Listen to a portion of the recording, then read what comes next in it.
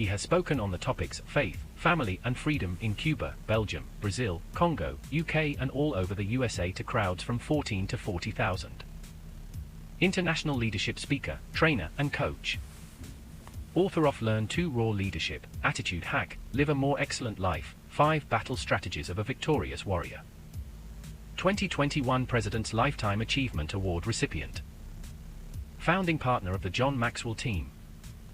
Toastmaster International Speech Competition semi-finalist. Founder of Tell It Like It Is TV, ThatGuyRocks.com and ThatGuySpeaks.com. Creator of Story Power TV, Transforming Grace TV, and Leading Leaders Podcast. Producer of 4 TV programs and podcasts for Liftable TV and World Trumpet Television as well as multiple social media channels. Please help me welcome J. Loren Norris.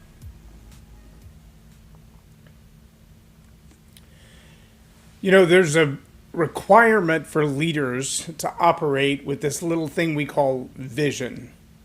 And vision is so important to the leader because in business especially, vision has 3 primary roles. Now, it does a whole lot of other things, and without a vision, well, the whole thing is a disaster. But vision really has 3 primary roles. It drives execution, it drives operation, and it sets the lid. That's what I want to talk about in this episode of Leading Leaders. Subscribe now for our extensive video library of leadership lessons promoting faith, family, and freedom. I'm J. Loren Norris with Leading Leaders Podcast, and I want you to know that vision isn't a single statement most of the time. In fact, it's an imagery-based concept that drives not only emotion, but it drives activity. It drives behavior. I'll give you an example. Imagine you're coming home from work, you pull up to the house, you climb out of the car, get to the front door, and when you open the door, you see your family sitting there on the couch. You can smell dinner in the air as they're watching TV. You're ready to pounce on the couch and just enjoy the evening with them. And then you realize, I forgot my phone in the car. And you turn around and run back to the car. You grab your phone, and as you close the door to your car and look back, boom! Giant explosion. Your house bursts into flame.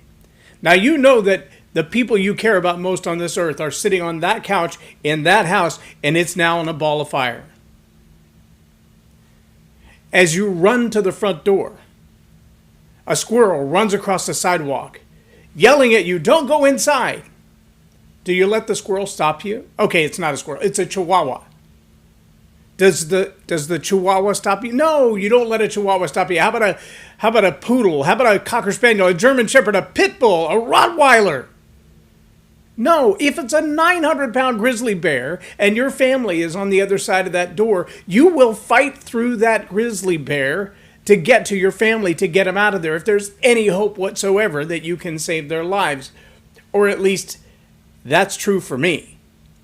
I would like to think that it's true for most parents, most fathers and mothers that would look at their children and say, I will risk literally life and limb to save them.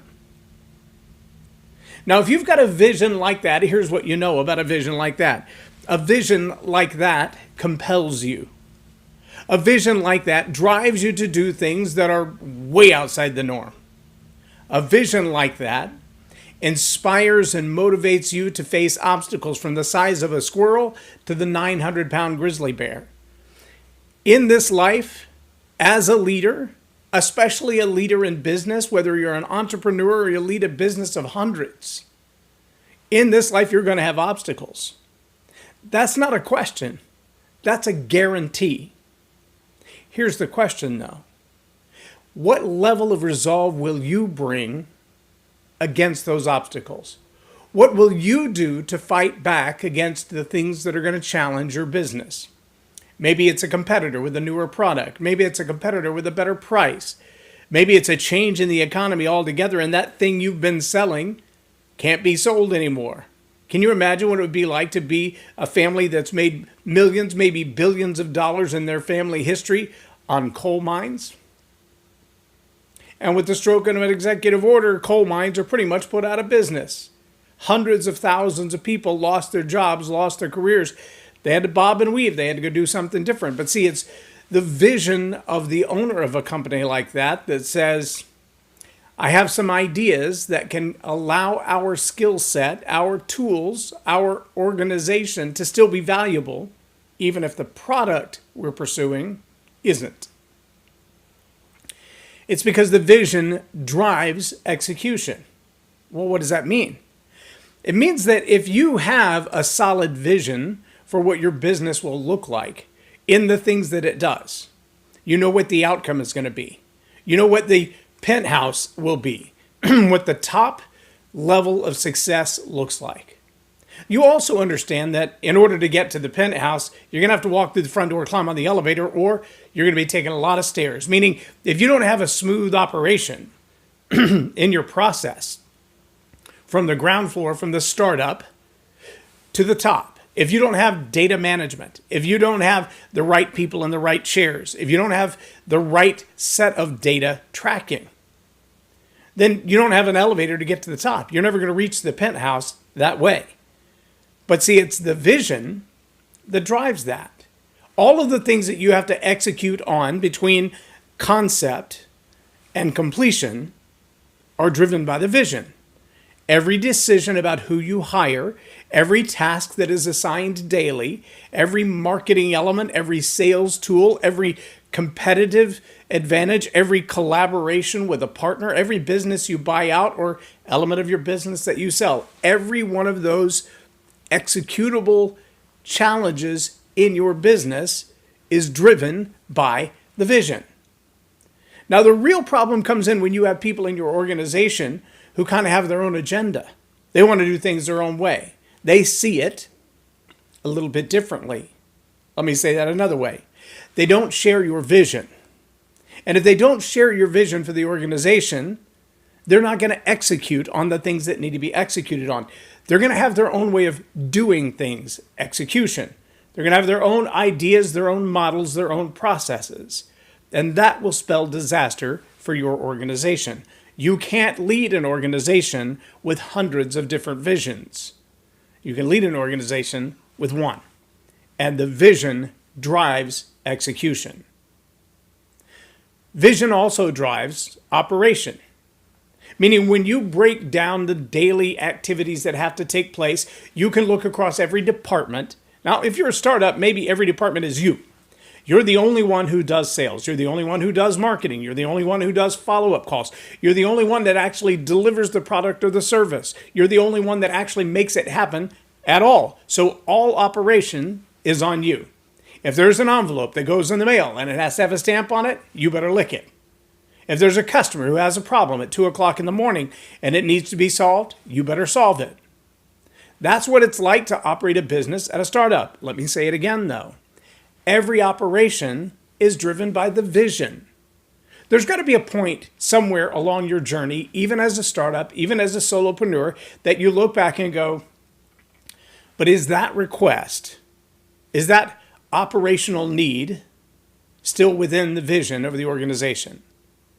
And I promise you there will be a point where if you're keeping good records on yourself, if you're keeping a daily journal of what went well, what went wrong, what could I do better, you're going to find that in short order there are things that take up the time in your day that have nothing to do with your business success. Those are activities, requirements, demands, sometimes the tyranny of the urgent. Those things that have to be solved like right now, but they have no contribution whatsoever to your success. John Maxwell and others have called it the Pareto principle. 80% of the things that you do in the day have no contribution to your success. It may be 20%. 20% of the things you do in the course of a day mean 80% of your success. Now, that distribution doesn't go away when you hire one person, two persons, or 10 people, or 100 people. What you find is that the operational expectations of your organization, getting the mail out on time, paying the bills on time, getting more money in the door on time, delivering the service on time, meeting the follow-up calls for the sale potentials on time, getting all of the deliverables into the hands of the customer so they can have the impact they're supposed to have. Because if you're not impacting the customer the way the customer expects to be impacted, your business isn't going to last long at all. If you are impacting your customer the way the customer expects to be impacted, then it's according to the vision that you crafted to begin with, and the vision that you sold your team, and the vision that you sold your employee. But in all of those parts of operation, you're still going to find that 20% of your people are delivering 80% of your results, and 80% of your people are doing 20% of your results. You'll also find it true that 18% of your people are not just not actively engaged in your organization, they're actively engaged in sabotaging it. A poll not too long ago showed that 67% of employees at any organization are not actively engaged in the success of the organization. They're literally just showing up for a paycheck. Well, that's not far off the Pareto principle, right? 80% deliver 20% of the work, 20% deliver 80% of the work, but it's all driven by the vision. And here's a truth that you may want to spend a little bit of time on. Your job as the leader is to sell the vision. You've got to sell the vision to the consumer so that they know that when they buy something from you, they're going to get the results they expect. You've got to sell the vision to your investors so they know when they put the money in, the customer's going to get what they want, which means a return on investment, and the investor's going to get their money back. You've got to sell your vision, the pinnacle, the penthouse of your successes, of everything clicking the way that it's supposed to. You've got to sell that to your employees. Because if you don't sell that to your employees, your team is going to operate on that, as long as I survive, as long as I show up tomorrow and get a paycheck kind of an attitude. And the operations that are meant to be driven by your vision will be driven into the ground. That's all on you as the leader to develop a vision that's so clear. Now, just think back for a moment. If I were to talk about walking in the front door and your family's in danger, and not paint an emotional picture that you could feel and be a part of, would you have the same level of motivation, enthusiasm, excitement, drive, passion about the success of getting your family out of that fire alive? If you're selling your vision, so to speak, to the people who are supposed to get the job done, it's real easy for somebody to think, I just do the mail. It's not that big a deal. I sit in the mailroom, I stuff things in envelopes, and it goes out the door. And the greatest concept of vision they have for your organization is an envelope with a letter in it or a certificate in it. And they're not deeply sold out to what happens if your organization doesn't exist. What does it mean for the consumer, your clients, if what you do goes away? See, the better you are at crafting and selling that vision to your team, to your marketing team, to your operational team, the better you will be at driving operations to a high level of efficiency. Now, you got to have the right people doing the right job. You've got to have people who are in place, who are sold out to the vision, and they're competent at what you need them to do. They're not just showing up to get a paycheck. That's a whole different set of problems. But the more they show up to contribute to the vision, the more likely it is you're going to see great levels of success. Because your vision drives execution. Your vision drives operation. Your vision also drives the lid. You've got to set the lid. Now, I'm going to tell you something that you're probably not going to like. There are a lot of leaders who fail to set a lid in their organization because, well, they are the lid. You may have heard the phrase, set the bar really high.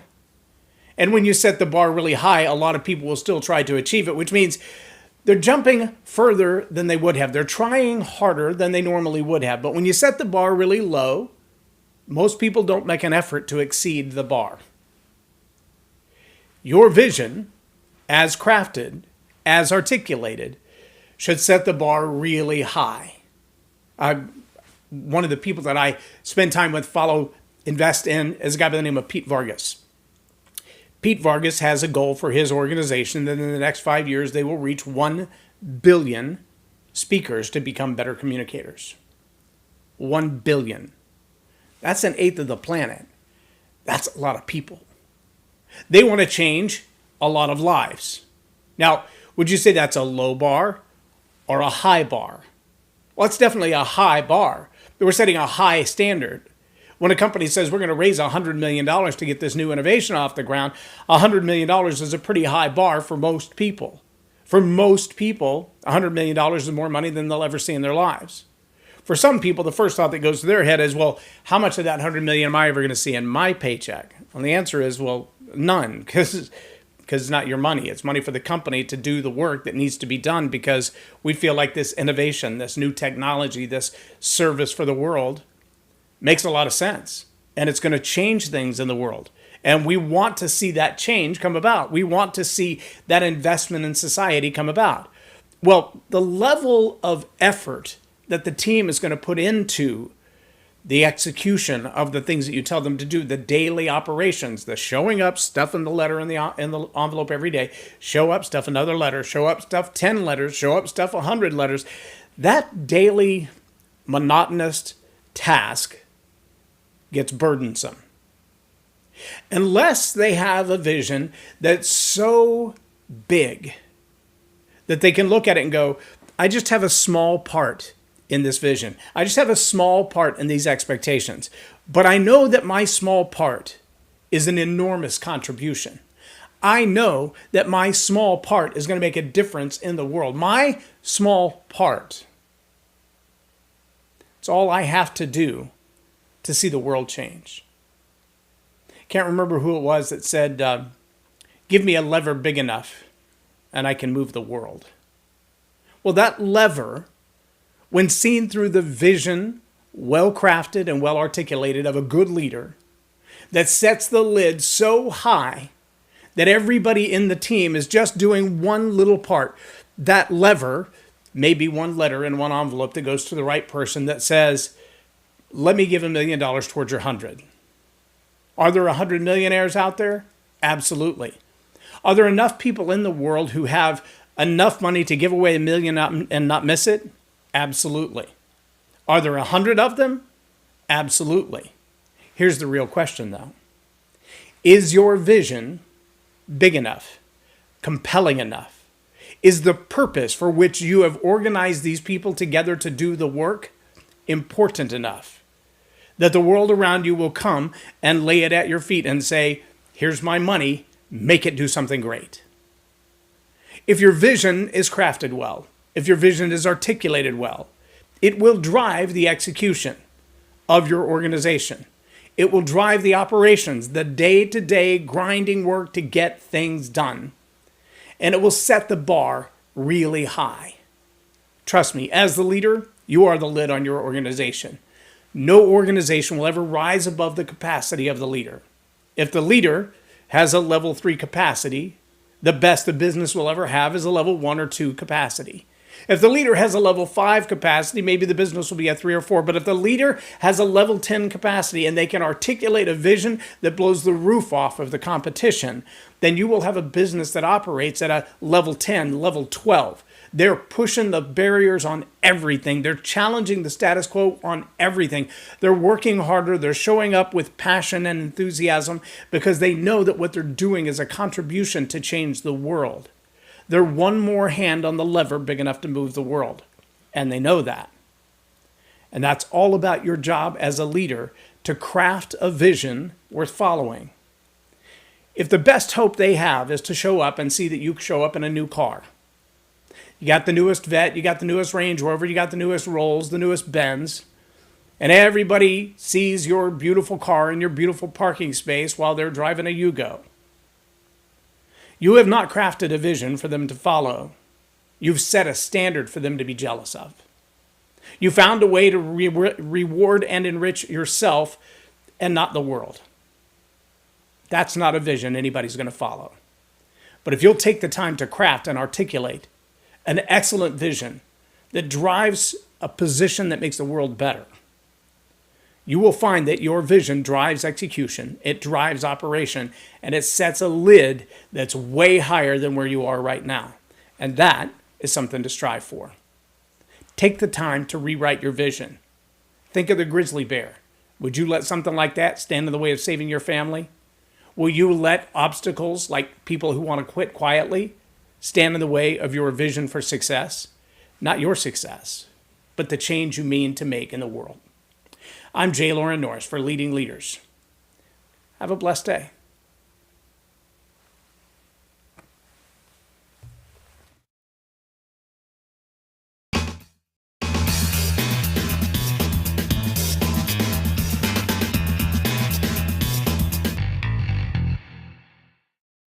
Loren is a master teacher on storytelling, and I learned so much. I'm really going to have to sit down and go back through everything, and I think I might have to have some more coffees with Loren, but it was totally worth my time, and I really highly recommend it if you're looking to grow your ministry, grow your business, grow your career. Loren will serve you well. Thank you.